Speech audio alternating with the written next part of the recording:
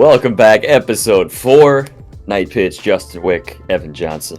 Evan, we had this topic come to mind that we saved for a fresh episode. We wanted to talk about what it's like with standard bullpen operations, because the average person maybe doesn't know what the phone calls are about, and there's different types of phone calls when you hear it ring. So you as the specialist, I know when I was pitching, when we were teammates together, you were routinely on the phone, and of course, as you progress throughout your career, you've certainly developed even more expertise. What are the typical types of phone calls from the dugout into the bullpen? Well, there's a bunch of them, but I'm going to go through kind of the standard of what they say, what you do. Get so-and-so moving around.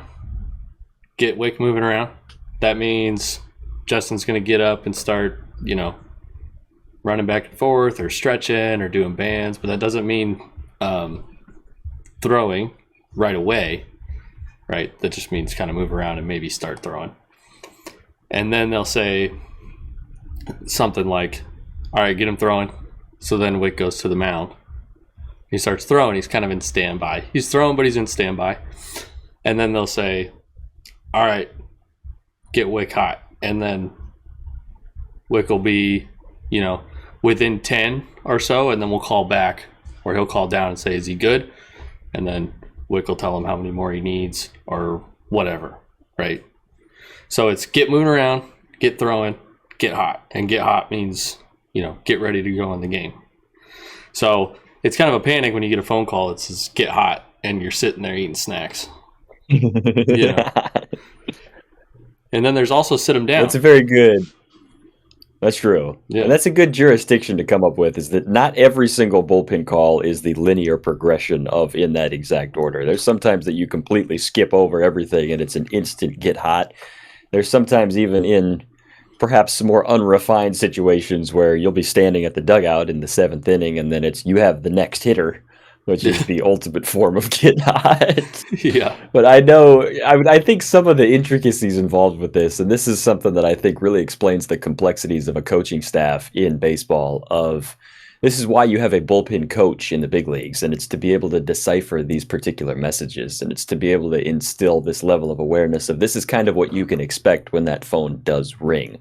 So I think that when you have kind of an unsupervised bullpen, especially kind of in the amateur ranks or maybe in the lower levels of the minors where maybe you don't have a designated bullpen coach out there all the time, it's very difficult to decipher certain messages. And this is, I'll give you credit for this. I know that there was times when me being an active reliever and you being a starter on your day off, that when you were in charge of the bullpen phone, I was thrilled because I knew you had the awareness to depict these certain types of messages. But is there a story that you have or a situation that you can think of maybe the awareness wasn't exactly as high as it should have been when deciphering what these phone calls actually mean?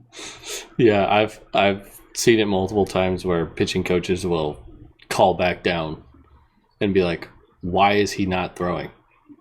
Why is he not on the mound right now? And then it's a miscommunication either one way or the other. And, I've had coaches call down and be like, hey, start moving around. And then 3 seconds later call down and be like, why is he not throwing? Like is he good? Yeah. Yeah, is he okay? That kind of thing. I think it's interesting. I can remember certain situations of just the overall body language of, especially when there's a manager that's saying to the pitching coach, call and say this. Pitching coach calls, the bullpen coach deciphers the message, codes it to the pitcher. You're talking about a 4-person game of telephone where sometimes you don't have the exact cohesiveness that you need, and a lot of it's because of just the sheer distance that separates the dugout from the bullpen itself. So I know in our last episode we were talking about pregame routines or pre-pitch type of how do you get ready in the bullpen. I can think of one particular situation involving our dear old friend, anonymous player. This was a situation where they were told to start throwing. So we skipped the get up and moving. He kind of knew, he expected he's probably going to be throwing that day. They go, start throwing. So he's going through a very slow and drawn out dynamic warm up, and then he eventually picks up his weighted baseballs and he starts throwing his weighted holds or whatever it is. And then they're radioing down saying, we don't need him urgently, but make sure he's still throwing, and we might need to ramp this up here pretty soon. So yeah, all right, cool, I got it. So it turns into another "is he good" phone call, and then the radio back was, "Yeah, he just got off the mound." And so they ended up. Another pitcher was then told to get hot, and it's somebody that could get ready in like 3 or 4 pitches. So out of the middle of nowhere, we're going double barrel warm up. And then this other pitcher, that the aforementioned one, is saying, "No, I'm good, I'm ready." Like he completely disregarded everything that he was doing because he knew he wasn't going in the game if he wasn't. But other guy went into the game. This particular player got sat down all because they weren't ready to go. Tardy to the party. That made for a very hostile environment in the bullpen featuring that kid for the remainder of the game. So that's the most glaring one that I can think of. But I mean, it's kind of a reflection of, if you don't know these things, you're kind of exposing yourself to a world of uncertainty. And it's something that, the importance of the familiarity, I suppose, throughout your career, I imagine it's certainly more standard where you are now progressing through the minors as opposed to maybe the early days where you see it in the early beginnings of an amateur travel schedule. I would say it's a little bit more unpredictable now than it was before. I think that there's more structure, but it's also more unpredictable, right? Because you get in college, they try to stay away from, okay, and sometimes this happens where it's like, okay, get hot. All right, never mind, sit down. You wait like an inning. Hey, get hot. All right, never mind, sit down. You wait another inning. Hey, start moving around and get hot. Never mind, sit down. And then you go home for the day and you never throw. That happens more in the minor leagues than it does in college, for sure. Yeah.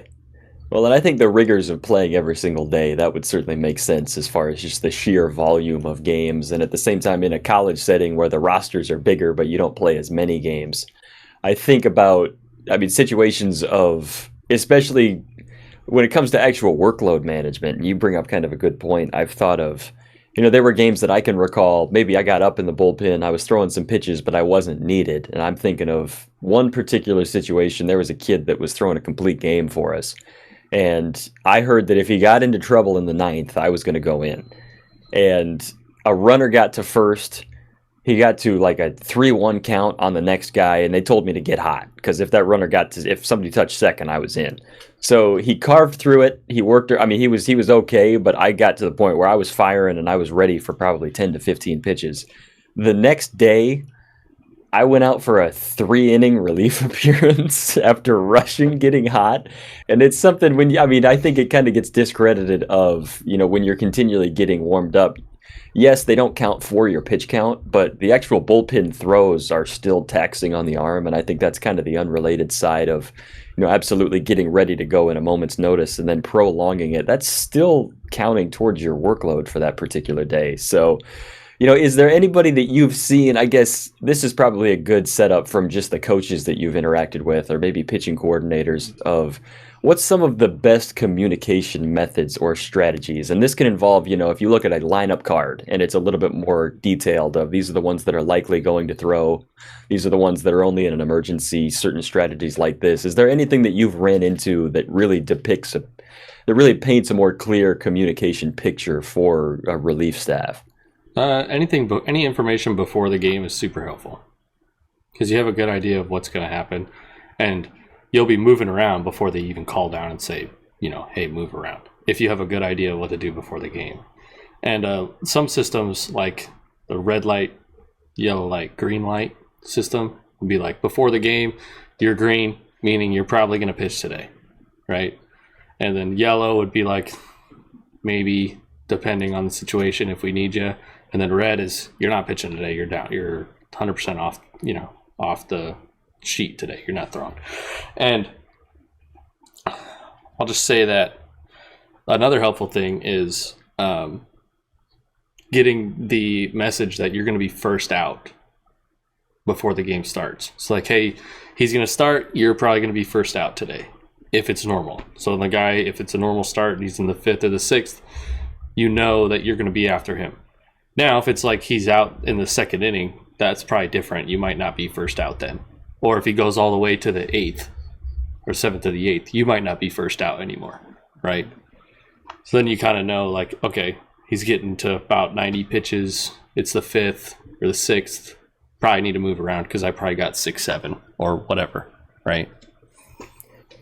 Yeah, and you bring up a good point with that, especially in like a minor league setting of, the rosters are not fixed. It's a very fluid roster of players getting called up or sent down or signed or released. And there's a lot more moving parts. I think about when you look at a college setting in any NCAA setup from the first game of the year to the last game, you can't add players. So you have a pretty good idea of this is the bullpen that you're stuck with. So you mentioned this briefly on the last episode, talking about, just because you're the AAA closer doesn't mean when you potentially get promoted to the big leagues, you're going to roll right into the big league closer spot. You're probably going to be a middle reliever there as well. So I think the fluidity that goes into this and understanding that the complexities of awareness, just because you never know what you're really going to run into. I think that, the clarity sense of the lineup card has always been something that I've been fascinated about how different coaches really try to paint that picture just to give a different type of clue. But I think about, sometimes some of the better advantages are the players that have the familiarity of, I know this is oftentimes why you'll see potentially a big veteran that maybe they're not the closer that they used to be, but they definitely have the expertise to know how to guide a bullpen of, I'm thinking Trevor Hoffman late in his careers. If you're in a bullpen with him, that's a guy that you want to cling to every ounce of recognition that he's able to give you, just because he's been there before and he knows how these types of operations work. So as far as being a player, and I know we've talked a lot about the interactions that you have with, each other as teammates. You said the traffic light system, the red, green, and the yellow. Does your interaction with players, this is something that I've kind of tried to put in practice, and I'd be curious to see what your thoughts are of, you look at the lineup card and you see the pitchers that are going to be hot on that given day. You realize this is their day, just as you're going to stay out of the way of a starting pitcher the morning of their start. How do you kind of notice, is there a continual trend that there's an overall kind of recognition, or is that putting kind of too much weight into it? And does that kind of force things if you detach yourselves from the ones that are potentially playing that day? We kind of have an idea, even if there is no red, green, yellow light system, we kind of have an idea of who's going to throw, depending on when they threw last, And most of those guys, they just kind of behave normal in the bullpen, even if they're throwing that day or if they're not. They just kind of, there's bullpen conversations happening, and then they just kind of are watching the score and watching the game just on the side, and then they kind of, as soon as they think they might need to start getting ready, then they go kind of detach and go, warm up. But nobody is sitting there knowing they're going to pitch that day, and from pitch one being, completely isolated and locked into like what they're doing. Maybe in college more so. I'd say the bullpen in college is a little bit more less relaxed, and the bullpen in professional is just way more relaxed. So yeah. Yeah, and I think that's kind of a good teaching method overall, particularly for younger players, is that, when you're younger and you don't get to play as heavy volume of games as you continue to progress. I remember my high school varsity season, we only played 18 games in Colorado. I then go to junior college the first year, and that number jumps to 56 in the spring. And just the sheer concentration of action, sure, I was still playing summer games and fall scrimmages and those types of things, but the volume of games from when you're 17 to when you're 19 to when you're 21, this gradual progression, just like your body is developing, I think with that comes the mental compass of you don't get nearly so worked up to pitch anymore. And I think that's part of just recognizing the longevity. I know there's a quote, I believe it was Lou Brock said, one of the key characteristics of a champion is that they can outlast you. And that's the level of outlasting. I remember you actually gave me some good advice one time. I had just joined a new summer team that you were on, and I'm trying to make a good impression the first 3 or 4 days that I'm up there. And I wasn't sprinting after balls, shagging in the outfield, but I was kind of fired up to be there. And I was excited. Yeah, this is cool. And then you came up to me and you were like, dude, what are you doing? And I'm going, this isn't anything out of the norm. Like, this is kind of the way it goes. And he said, you told me, to calm down and, stop running around. Don't do this. So, it was that other angle of if you get too worked up to make something happen. I know that another teammate of mine, he goes on to Spotify, and his playlist of choice is Sugar Ray Radio. And he listens to Sugar Ray because it calms him down in moments that he doesn't need to have adrenaline. He'll be driving around just with a smile on his face, just very low key, because he realizes that you need to control this potential adrenaline spike for when you actually need to, when that bullpen phone calls and says, get moving around or get hot. So there's been, I mean, the tactics that go into just balancing and regulating your own self-discipline to know that when the phone does ring, it really like creates a moment. And this just had another thought pop into my mind. The different sounds of the phone. Like, I mean, every phone sounds different. Is there any, I mean, you don't need to reenact the sounds, but like I can remember where you and I played at Creighton, the phone at TD Ameritrade Park was very digital and it was very loud. There's other phones where it's like an authentic ring. Is there any that sounded really calming, or is there any that like really stand out to you? Like it was just a panic whenever it would go off? Well, I kind of want to touch on a couple things you said. When the phone does ring, like you said, that there's that anticipation. Everybody who's hot that day is say they're all sitting down and doing, talking about random stuff. As soon as it rings, nobody moves. Nobody like stands up because you don't know if you're going in. But everybody's quiet. And they're all looking at the guy on the phone, and they can't hear him. And they're like, yeah, okay, yeah. And everybody's just, on the bench. And then he hangs the phone up. Morris, you're in. And then it's this big moment where you got to get ready and all that stuff. But yeah. the difference between different types of phones, it's not always a telephone in the bullpen. Like a lot of times we're using walkie-talkies.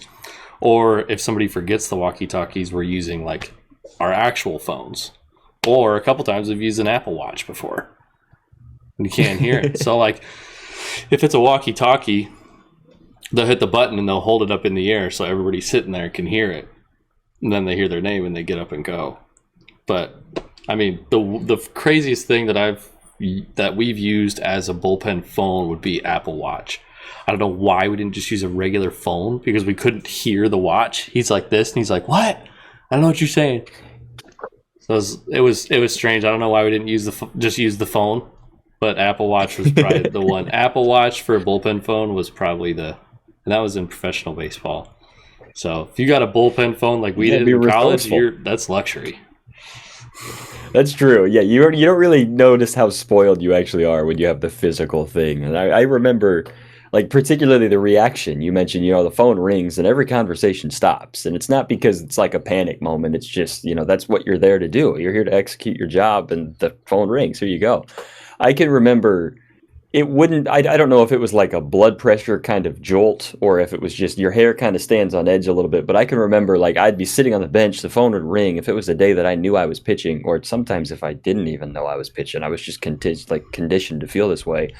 Like, I could feel the blood just sit in my legs, to where I didn't like to be in a physical seated position when I knew the phone was potentially going to ring. Right. So I've never told anybody this, now that I think about it. Like, I remember doing figure four stretches or just kind of rolling around back and forth on a foam roller.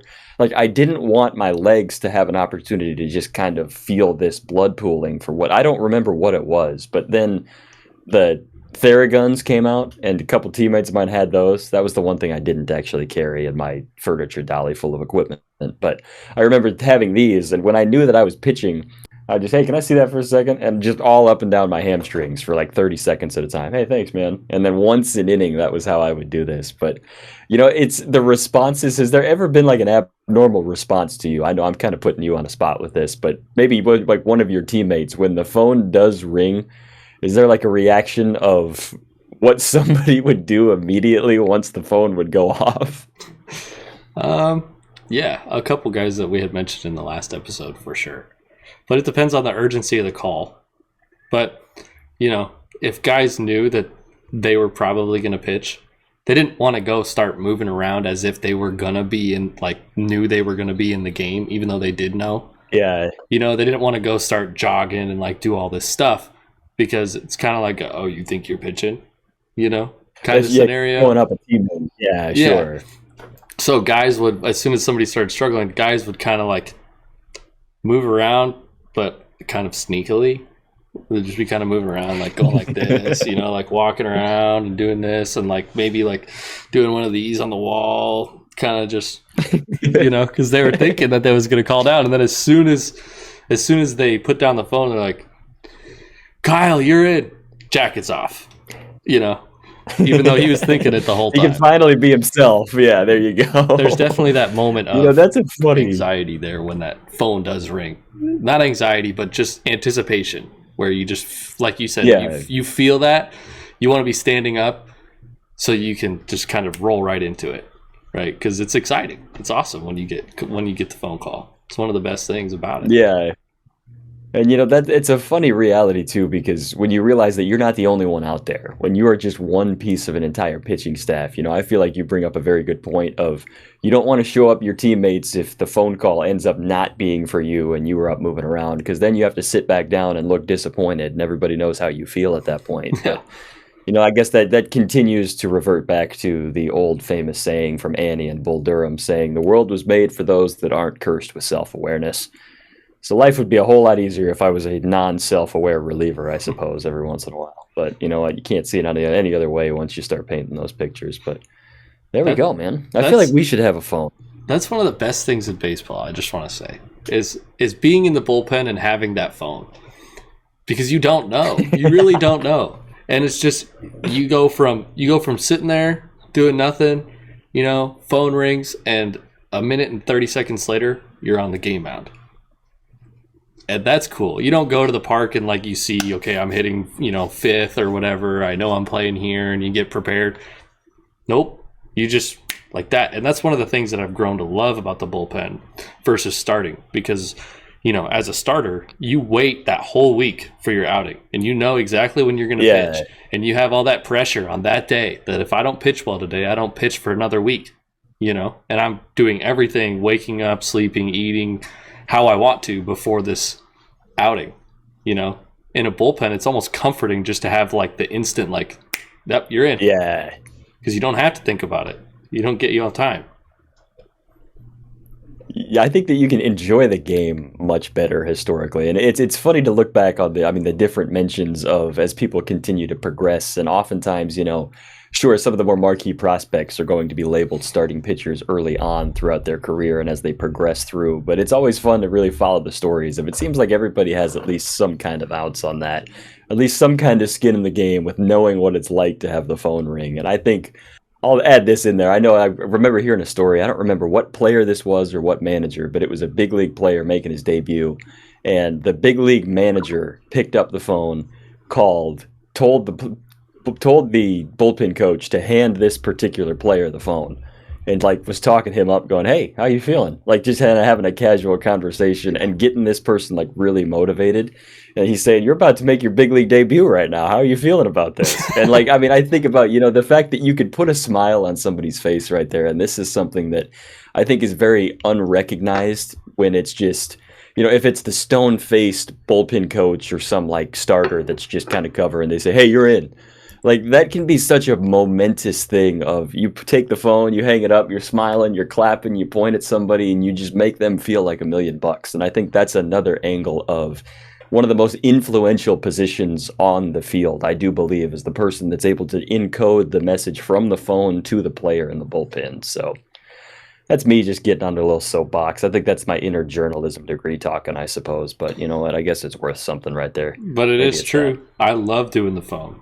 Because I love being the guy that's like, let's go, you're in. It kind of feels like, even if you're just hey, start moving around, it feels like, come on, you got it, let's go. Yeah, that's a fun it's so cool to be in a position, to be in a position to make an influence. I think that's definitely one of the more unsung but more gratifying moments of the game. And that's what we do the show for, man. That's why we're on the air making this work. There we go. Right. I didn't really think about that in that context. But hey, now that you guys have made it to minute 20 of the episode, I guess that means you kind of like what we're doing. So there we go. So there we have it, man. Right on. You got anything else for us? I don't know how to close this, but I don't want to lock you out of it. So if you got anything else. I don't know if you guys heard this, but there might have been snoring going on during this first half of this intermission. I just want to introduce this guy right here because I gotta wake him up so he doesn't snore anymore. Come here, bud. Send us to break, Smalls. Oh, look at this. Is he gonna wave at? That's adorable. Look at this little guy. All right, well, there's nothing I can say that's gonna top this. So you know what? We're gonna cut to a break. Give it a good minute and a half. We'll be right back. That's adorable, man.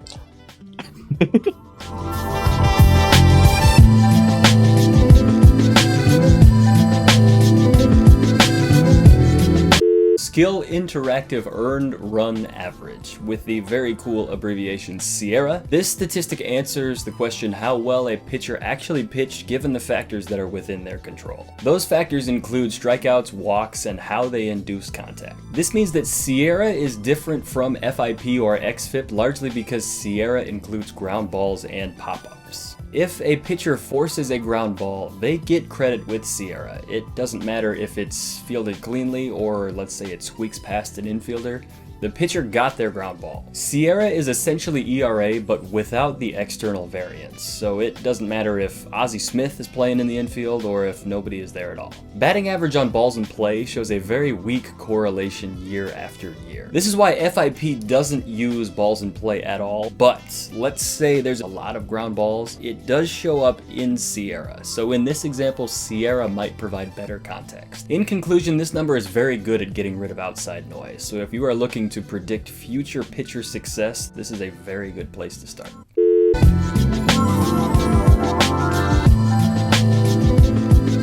Welcome back, everybody. We have decided to make this the bullpen special here on the Night Pitch. Evan, we were just talking at the break about the different types of conversations that you have in the bullpen.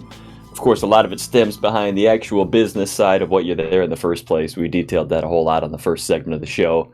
But the actual conversations that go into it, how do those conversations really develop? Where do the personalities mesh? And how do you spend time with ultimately the people that you're closest around on the team? So this has taken the shape very much of a reliever-heavy episode. But as far as the basis of the conversations, and let's maybe frame this for somebody that isn't really familiar with standard bullpen operation, how do those conversations really take off? And what's the typical angle go for within the standard bullpen?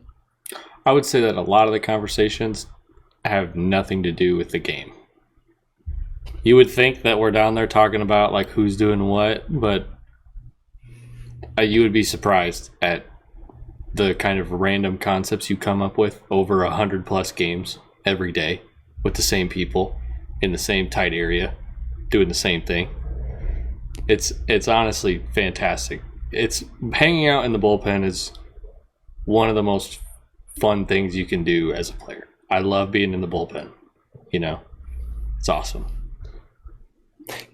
Seriously, I think awesome. As far as I know that we've talked about this on an earlier episode of if you are laser focused as a reliever on every single pitch that's thrown leading up to when you enter the game, like if you're focused in the first inning trying to get a good scouting report on what's going on, well, first of all, there's a good chance that you're not even going to face that hitter anyways. And even if that hitter is up when you are, they might pinch hit out of that matchup. So you never really know what it's going to be.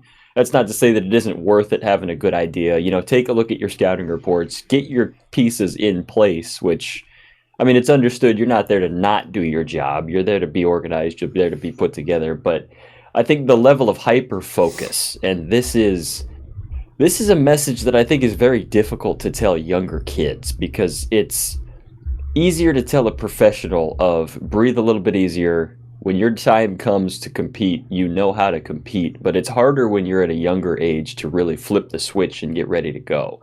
And I think that's part of why, you know, I understand in a high school setting, you don't really have as many people on a roster to fill out sending people to the bullpen. But as you progress through different ranks, and I know this is something kind of common of, I mean, where I played college ball pretty much everywhere in the spring, it was kind of a rarity to see anybody sitting in the bullpen before the fourth inning. Like it was just people weren't out there like they were in a professional type of setting. So as far as the focus levels, I think this is something that's kind of the underappreciated layer of the game. I don't think that it's healthy for an average relief pitcher to be locked in for the first several innings. And I don't want to dwell too much on this because I know we talked about this in some earlier episodes, but you know, have you encountered kind of a healthy mix? But I imagine when you hit the midpoint of the season, everybody's kind of on the same page of they know the social standards and everybody kind of loosened up a little bit at that point. Yeah, and I'll say why, too, that it's different from being a starter. Most of the time, your game plan as a reliever when you go out there is to throw based off of your strengths, not the hitter's weaknesses. Yeah. That's usually the game plan of a reliever. Now, a starter is kind of a mix of both. But most of the time as a reliever, you go out there and you're going to throw, you know, to your plan versus kind of investigate who the hitters are and what they need. You know, maybe sometimes, maybe they have one guy or two guys that are really good, And if you end up facing that guy, you know a couple things about him. But most of the time, your strengths are going to benefit, through the bullpen. But on the other thing that you mentioned, I mean, we get into all sorts of different conversations in the bullpen. And I know that one of the popular ones when we were playing together was Would You Rather. We had so many Would You Rathers in that bullpen. These get dangerous too. Like, I mean, for the purpose of appropriateness of the show, I mean, there's a couple that maybe shouldn't be shared on the air. But, this is a good point you mentioned. I can recall a team that I played on later on in my career. I was a late addition to the team. Everybody had kind of meshed a little bit, and I wasn't. I mean, it wasn't that I was an outcast, but I mean, I'm familiar with the setting, not a big deal. And I was like, what do I need to do to instantly be accepted? So there's a group of like 10 pitchers walking toward me on the warning track before a game. And they're all the relievers. These are the ones that I'm going to be inevitably hanging out with. I'd never really talked to like 90% of them. So they're walking up, and I look at the biggest one, and I point at him. I'm like, yo, would you rather fight a rhino-sized duck or 100 duck-sized rhinos?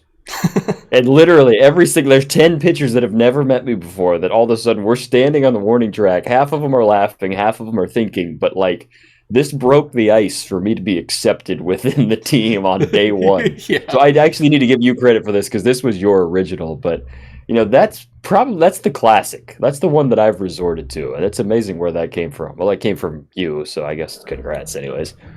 I'm not sure if it did, but I had a couple of would you rathers that could go either way. The best ones are where you get mixed answers from the bullpen, and then we all start having a conversation about, and it could be a couple innings long. So you're looking down at the bullpen and you see a bunch of guys chatting, right? That conversation's a couple innings long worth of would you rather fight 100 duck-sized rhinos or 1 rhino-sized duck? And that's what we're talking about down there. Now, another one that I thought was pretty good. Would you rather not be able to tell the difference between a baby and a muffin, or change between a guy and a girl every time you sneezed?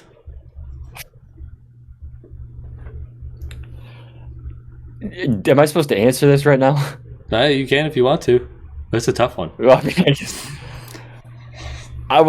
is so the way these conversations go is there's a lot of questions trying to shape the criteria of what does this mean. So, all right, so the rhino-sized duck-sized rhino one, I think a big condition of this is how big is the playing field? Like how big is the surface? Because if this is like an enclosed room, I mean, it depends on if it's like close or if it's like an empty field. Well, if it's an empty field, I'm going to take the duck-sized rhinos, but the difference between a baby and a muffin, I would just never look a muffin in the eye again. But then again, if you're having a child, though, it's just like, I mean, well, and I don't want to get too trivial with a gender conversation, but I also think it'd be kind of cool to feel what it's like to be a female. So.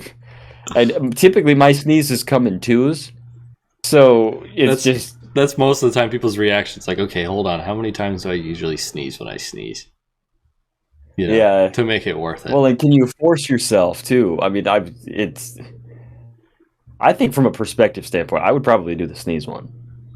Now, on the duck-sized rhino or rhino-sized duck conversation, I think what people envision when they envision a rhino-sized duck is actually probably a little bigger than what it actually is. Let's say you get how heavy a rhino is in a duck size. It's probably not that tall. It might be a couple feet taller than you, but it's not massive. But still, duck-sized rhinos, 100 of them, like you said, depending on the playing field, I would imagine that those aren't very fast in comparison to you. Right? Especially since they're rhinos. So you could, start chipping them off one at a time. So that's my thought on that one. But another one that I want to throw out there, just to keep this rolling, just so you guys know, we're giving you the real experience of what it's like in the bullpen right now. Would you rather fight one time a year every time you got in a car? So every time you got in a car, would you rather do this once a year, fight an orangutan with a sword, or fight a chicken every day. So at one point throughout the year, you don't know when it's going to be. You're going to go get in a car, and a sword's going to appear in your hand, and there's an orangutan. Or every day you get in a car, you have to fight a chicken. Could you imagine, like, you're in the workforce and you're negotiating, you just accepted a job and you're negotiating the final details, and you're like, listen, all right, I don't know when it's going to happen, but at some point during my employment in the next year, I'm going to be a little bit late to work. Yeah. Why? Listen, all right? And then you have to explain to them, listen, I made a deal when I was sitting in the bullpen. This is a thing now. I mean, I would probably... we're going to get canceled after talking about animals like we did last episode of a fish landing in the outfield in Lakeland. Like, oh, dude. Well, I think I would take the chicken every time I got in a car. Once a day. So if you get in a car twice a day, there's only one chicken. You don't know when it's coming. But the chicken would be so... I mean, you would get pretty good at it.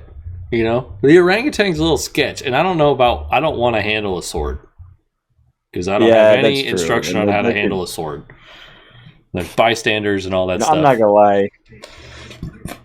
I don't want any part of this. This one's sad. I mean, it's too bad that so many of them involve animals. Like, this is another one of my classic ones is, all right, you need to escape the situation. A silverback gorilla in a locker room or a great white shark in an Olympic-sized swimming pool.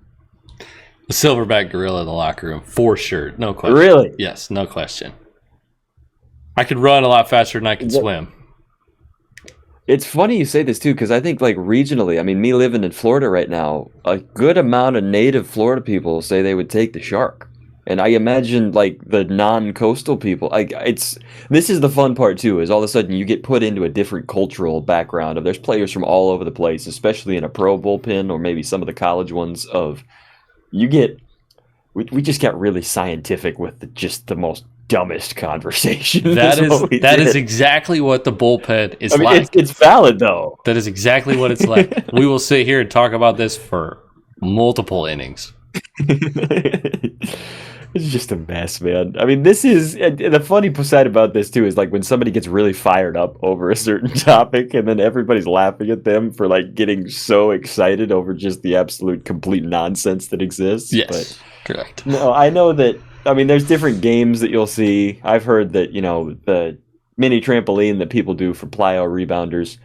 I've seen somebody take like a light plyo ball and start playing spike ball with like a driveline trampoline. We played spike ball. That's one of the more... Yes, we played spike ball on the driveline, or not the driveline, but a bigger trampoline with a baseball all the time in Thunder Bay. We did that all the time. Jeez. I know there's other situations of like mascot involvement. Like, I mean, I know a couple of venues where the mascot will typically like go into their where they go to take like an inning break or something, and it's attached to the bullpen. Of all of a sudden you're chatting with a mascot just hanging out just off the grid. And I mean the other sides of this, and I think that the fan interaction is something that's an interesting component too, because as we've mentioned, the seasons are long. There's a lot going on. There's a lot going on, but there's a lot of the same going on. You're continually playing a baseball game, you're familiar with this, you're staying within your routine, but I think that one of the big different variables, and I also know this is something that we talked about earlier, is the different bullpen setups of how fans are involved. So I'm sure you can attest to this. Have there been, like, the way that your teammates interact with maybe those that are around, how does that kind of play a factor? It's interesting because you learn things about people you wouldn't, learn about them in conversation because, they have family in the stands, and you learn who that is, or you start learning, who's significant others in the stands and all that stuff. And they, a lot of fans bring conversations that you don't know that person knows a lot about. And I have a story for that. We were in Everett, and there was this guy that would show up to the games, and when he would talk to us, he would try to talk to us or like yell things at the field or talk to other people. It wasn't coherent. Like you couldn't understand what he was trying to say. So we didn't know, why he talked like that. But then like he started looking at somebody and he started using sign language. And I'm sitting next to our bullpen catcher, Andy, this is a great guy, Andy Thomas, sitting next to him, and he looks up at the guy and he's like, no way. Like, he's signing. So Andy stands up and walks over and starts talking in sign language to this guy. That's awesome. And I was just like taken way back. I was like, Andy, you know sign language? He's like, yeah, I'm fluent in sign language. I was like, why? Did you have like a deaf family member or something? And he's like, no, I just did it in college just because. He's like, I just wanted to take it, so I just took it. So now I know it. And this dude who had been coming to so many games and not able to communicate with anybody at all ended up being able to talk to one of the probably one of the best personalities on the team, an actual player. And he would come back then, and Andy would talk with him. He'd be sitting up in the stands, like way over there, and Andy would talk with him sitting like in the bullpen, like up way over there. He'd talk to him. Oh, sure. Yeah. Like, there's no distance like with it. That's awesome. Yeah. So, oh, my goodness. So something would happen on the field, and Andy would look up, and he would ask him a question in sign language, and Andy would answer the question of what just happened, but he's way over there. How big of a hack is that? How much of a hack is that? We all should learn this. Like, I mean, this should be like a normal thing that we all do. Like, that's incredible. Yeah, it's language without the restrictions of being able to hear somebody. Could you imagine if an entire team knew sign language on a game that requires a lot of communication? Incredible. Well, especially like in the noise of, I mean, that's like literally, I mean, it's a visual pitch comm. I was just thinking you could use that for signs, but then people are going to learn the language and then they're going to take your signs from you. But like, no, that's cool. I mean, you mentioned like the angles of people that you never would really see. And I think that this is a discussion. I can remember I was hanging out. This was a good friend of mine, a good friend of yours too, Finn Delbonta Smith. He's actually with the Pirates now, previously with the Rockies. And he's a big musician. And I mean, ended up having conversations with him of, I didn't know this. I mean, here it is. He's just a baseball guy, and he's apparently a very acclaimed guitar player that I've talked to his dad since of just, I didn't tell you this. I saw him when he was playing in the Arizona Fall League, and then I met his family through this, and they're telling stories about him as a musician and these types of layers of things. But anyways, I remember just talking under my breath about like music at the ballpark of saying, yeah, they're playing this song in the same key as the last one. DJ's slacking up there.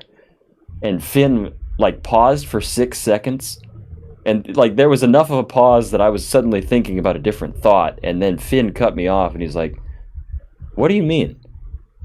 And I sat there and I was like, wait a second, you just did this, which shows to me that you know something that I somewhat know that I'm also passionate about, but there was enough of a delay. In 6 seconds you spent that entire phrase thinking about this. So it turns into like the social level of, I mean, the unsung methods of communication. You know, the next thing I know, him and I are having a full-on music conversation, learning about everything that he went into it. And this was after several weeks that we had never brought this up to each other. And it was all just because of some little nuance that really changes the narrative. So, you know, I think that's actually kind of the joy of this, is you get into a routine and you figure this out.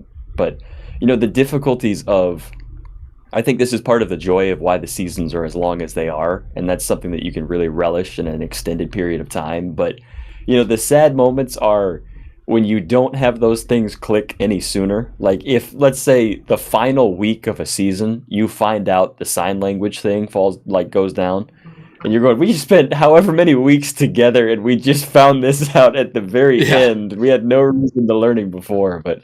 No, that's the kind of side of like, it's those moments that you really recognize that you never really know who somebody truly is. But I think that as far as like the actual authentic interactions, I think that probably the most underrated aspect of being an everyday bullpen person is that you're privy to those types of discussions, and it's actually celebrated to recognize those things in other people. Yeah, you learn a lot about the guys that are in there. And not because, you know, you're asking questions every day to learn who they are, but you just eventually learn who they are just by being around them. And you're around them so much that you learn about their tendencies, you know, just everything they do, all their little ticks and whatever. And then it becomes such a fun environment because you have all these different personalities that you know really well. And it makes games, it makes conversations. You know, I know how somebody's going to feel about this thing when we're having a conversation before I even ask them. You know, so it's like, oh, ask Tim that, see what he has to say. You know, and I know Tim's going to give some take about it that's different than everybody else because I already heard Tim talk about this a few weeks ago. You know? Yeah. Well, you know, I think that's fun too, especially from like the actual player development side of things. And this is part of the joy of, you know, we talked about how just the differences in a would you rather discussion, how you can have so many different perspectives from different upbringings. But I think about, you know, part of the joy of, especially as you work your way up through different levels of baseball into a more refined professional setting, the higher up, the more sophisticated the conversations are about how do you optimize your performance. And I think that, you know, yes, those discussions, they're not always serious. Sometimes it's about time management and staying loose and staying relaxed so you can compete at your best. But I can think of, you know, some of the more uplifting discussions turned into somebody saying, you know, my hips maybe aren't activating the way that I want them to, or they're stiff and I'm doing these exercises and I just don't know what else I could do. What do you think? And then somebody else is offering out suggestions. And the next thing you know, before the game, you're doing it together and you're working through these things of, I can remember one time I was on a bus and some guy's like, I haven't done a whole lot of abs and I need to do it. And then the Instagram video just showed up on my feed and it's an ab workout. You want to do it with me? And we did it before during BP. We literally just were in left field doing an Instagram ab workout. But, you know, I think about those kind of maturity type of development conversations that truly do exist. And, you know, the things that you would never really know, and it's all just because it's an opportunity to see a new perspective into the game that you wouldn't otherwise see. So I think about, you know, when you're that trusted with kind of the empowerment of inspiring others, it makes it easier to watch the game. It makes it easier to be passionate about what you do because you realize that you're not in it alone and you actually have a degree of people that not only do they have the same interests and the same involvement to be as good as they want to be at this game, but they also have the keys to be successful that maybe your keys are just a little bit different. That doesn't mean your keys don't work, but it's just a different subset of how they go about their business and how you can benefit from it as well. So, you know, I think about those different layers, and I actually kind of want to ask you about this as far as the progression, because, I mean, certainly you with the minor league background, level of sophistication of the actual baseball discussions. And let's go with maybe from when you were in high school to when you're now, of course, in the minor leagues. What do those actual baseball-centered discussions look like, and how much more refined do they get as you progress through your career? I think as you start to get into the higher levels, those conversations get refined to become simpler, right? I think Sure. a lot of people, or a lot of college conversations in the bullpen are all these, you know, deep dives about how do I maximize this, or how do I, you know, figure this out or do this differently. And then as you start to get older and start to play in those minor league settings, a lot of the conversations are more so about how do you wash all that to get to the point of like this no mind, you know, of just we're sitting here talking about nothing to just get ready and go.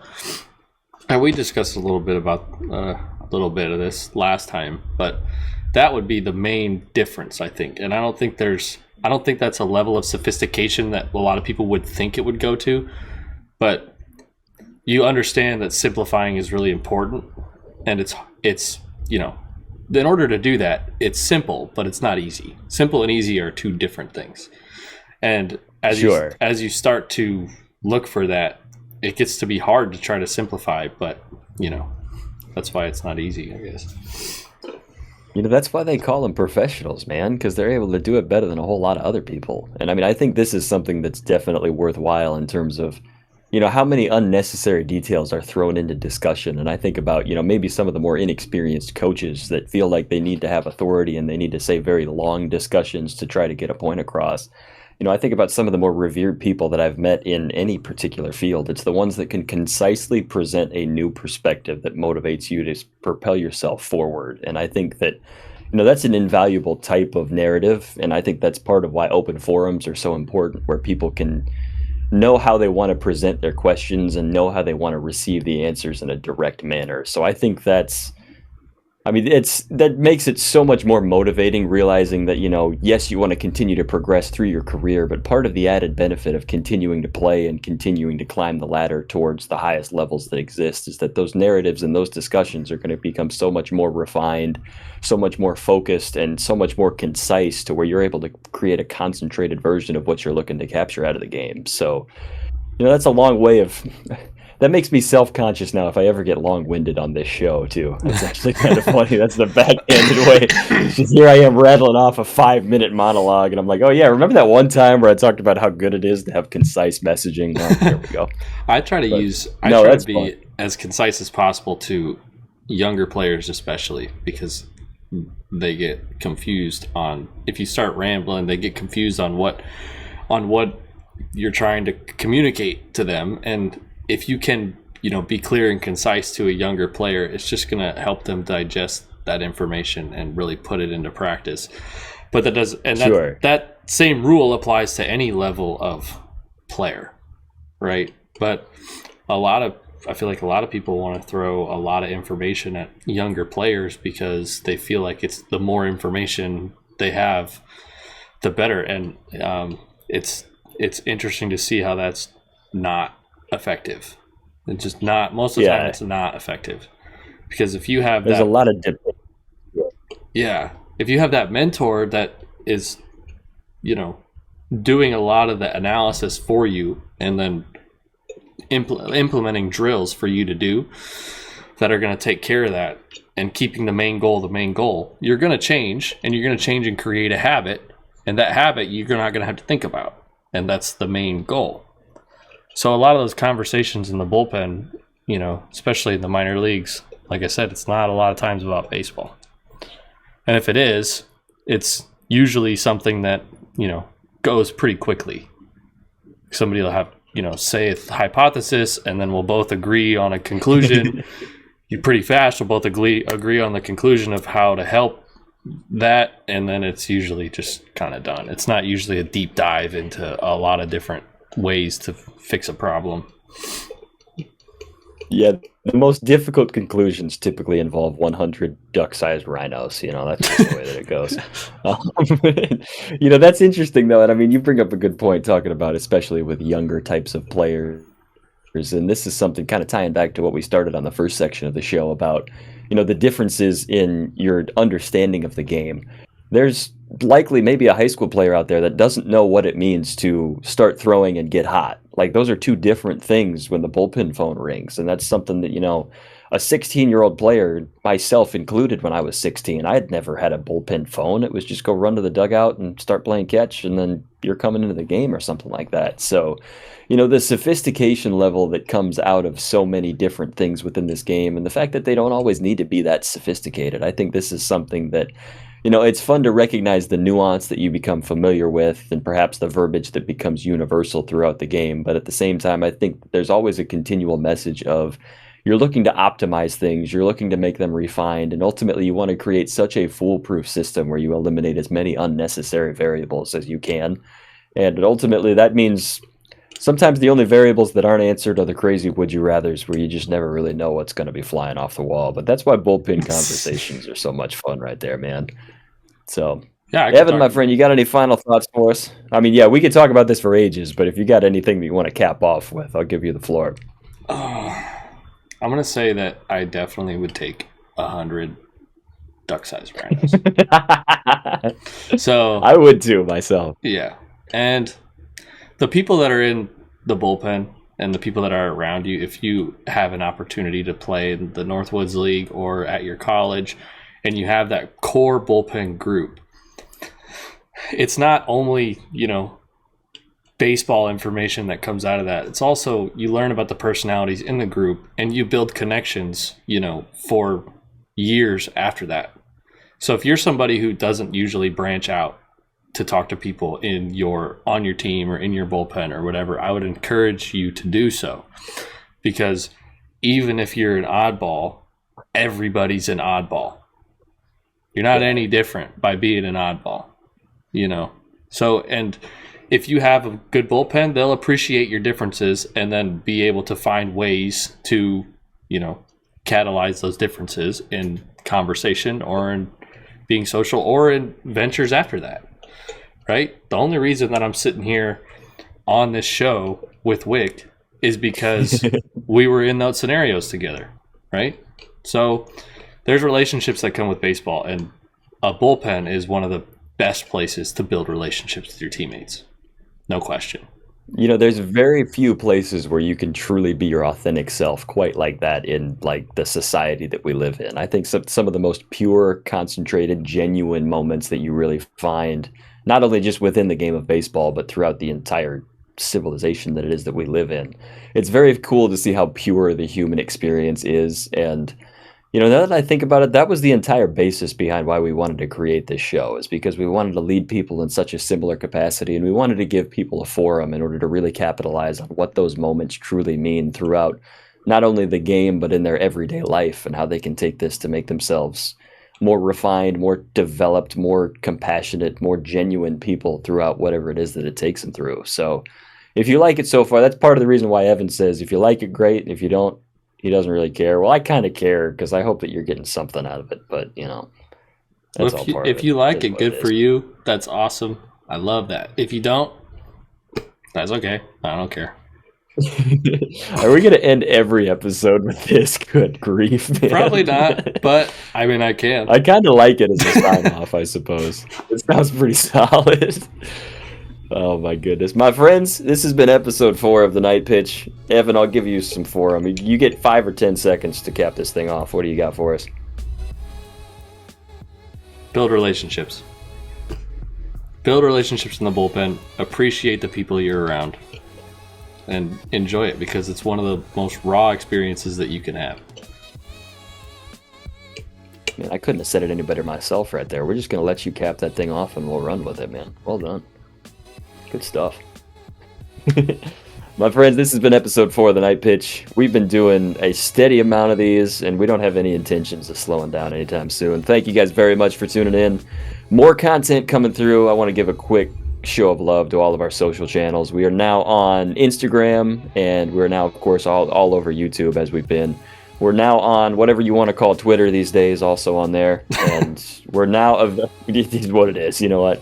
You can see the channels on the bottom of your screen. You can, of course, follow us along on YouTube, which if you found this video, welcome. There we go. Check out the extended cuts. Check out the power minutes that we've got rolling. Continue to tune in. We are so grateful for the following that we have developed, and we are hopeful that you guys will continue spreading the word, showing us some love, and we are here to show you guys some love as well. Don't be afraid to reach out with any questions. Looking forward to all the cool voices that we've got. And until next time, he's Evan Johnson. I'm Justin Wick. Thank you for tuning in. This has been The Night Pitch.